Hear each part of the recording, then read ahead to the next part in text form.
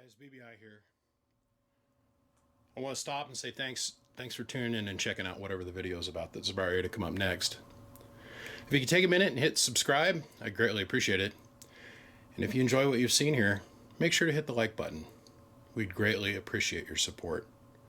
Anyhow, guys, all that aside, let's get on with the show.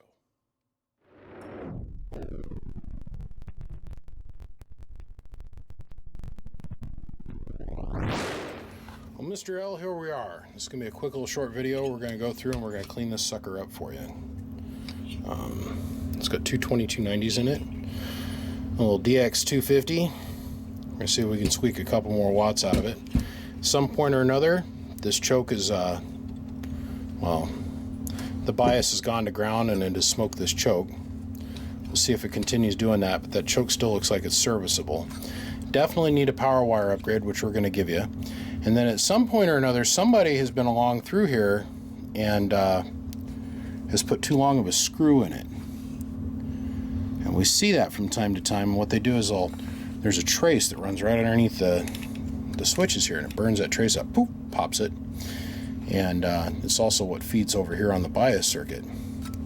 Usually is what causes this over here. The wire will pop up and short out against something. And somebody has gone along and they've added yet another auxiliary wire to feed that same trace. So we're going to go through, we're going to clean up Uncle Chicken Poop, which is all over on the inside of this box, to get this all cleaned up. I think that you're going to need a new sideband delay switch or delay capacitor. This one's been so hot it's split. This tiny little filtration cap down here, woefully inadequate. It's also split. We're going to replace it as well. So give me just a couple minutes, and through the power of cinematography, it'll be done.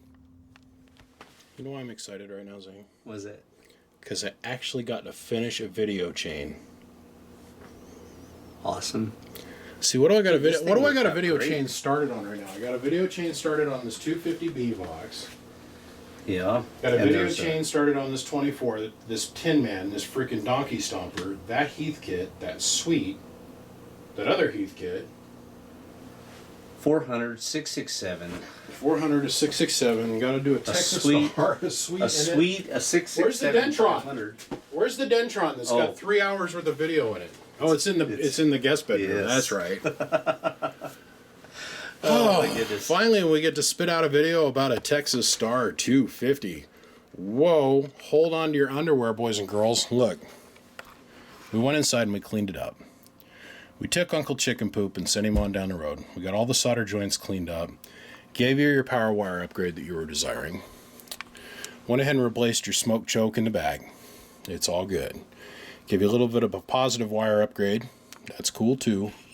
And then what we did is I came along and I taught Big Rig Radio a trade secret. How to mount a fan to the bottom of a Texas Star amplifier without drywall screws, without drilling a hole in anything, without marring the freaking heatsink. It's pretty slick. It's a mystical substance. It's called rubber. We're not talking about like the ones that say Trojan on them either. And we're not thinking Magnum Extra Large neither. No, sir. No spermicide involved here. Okay. Nice, quiet little fan. Moving a ton of air. If you're able to get this thing hot, I'll be proud of you. Don't try. Don't be calling me, "New BBI, got that thing hot, and you owe me now." I went ahead and I glued your faceplate back on so it's not all flopping around. And let's run through the paces on this thing real quick. Oh, yeah. We'll get back to that.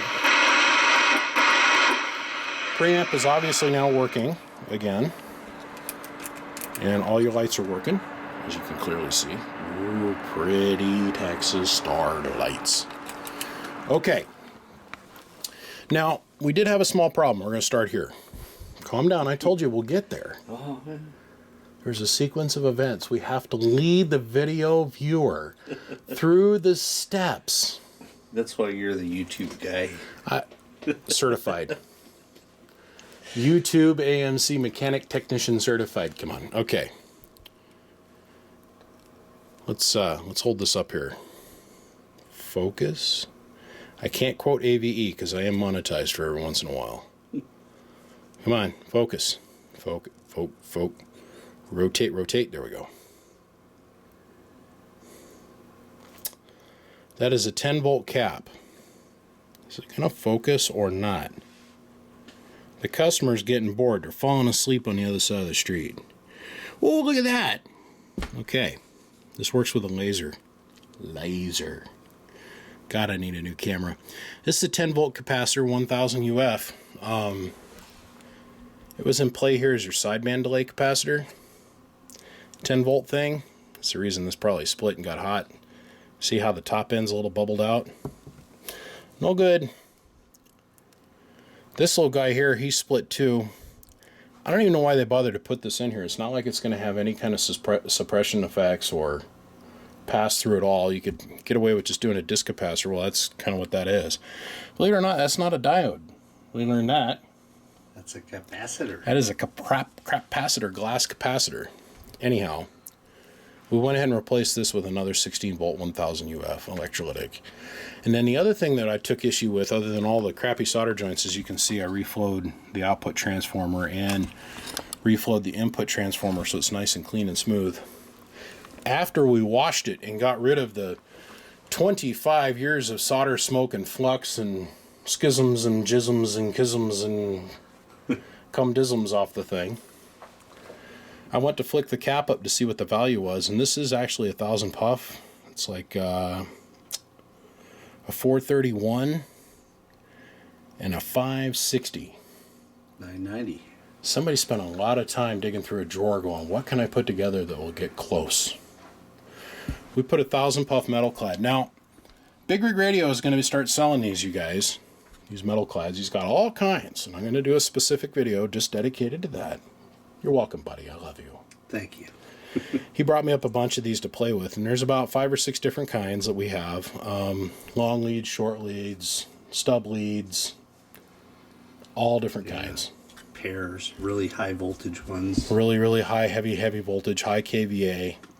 So, guys, keep your eyes out for that. At the end of the day, what we did is we just polished and massaged just a little bit. Now, you did get a sticker, because it technically has been here to worked on.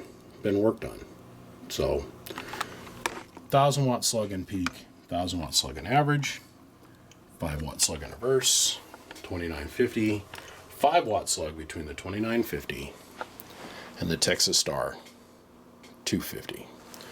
So let's go ahead and we're going to show our pass-through tune. We're on 14 volts as always.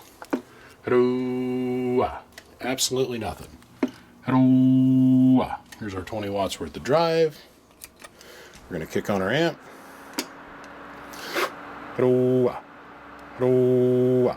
Now I do believe in your note that you ask for 350 plus LOL. Now, you don't challenge the amp builder like that when you know it's possible. Shut the amp off. Hello. 20 watts of drive. Hello.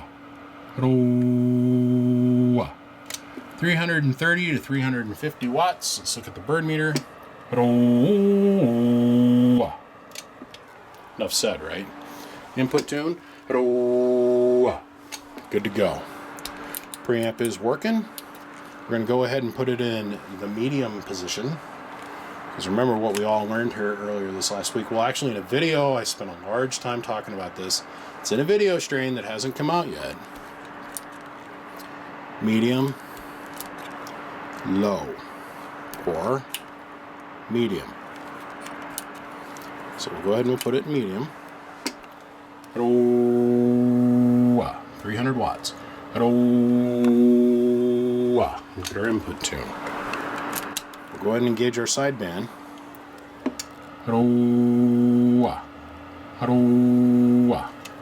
Low. So now, we'll go ahead and shut down the AM side. We'll come up here to lower sideband.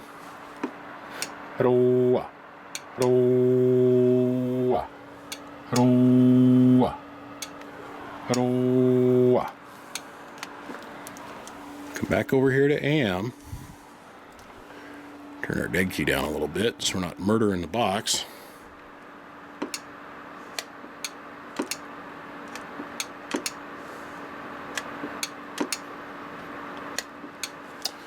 Sideband's fully functional. Brother, that's it. You're done. I'm going to wrap this up and send it home with Big Rig Radio. He'll have it for you ready in about a week or so.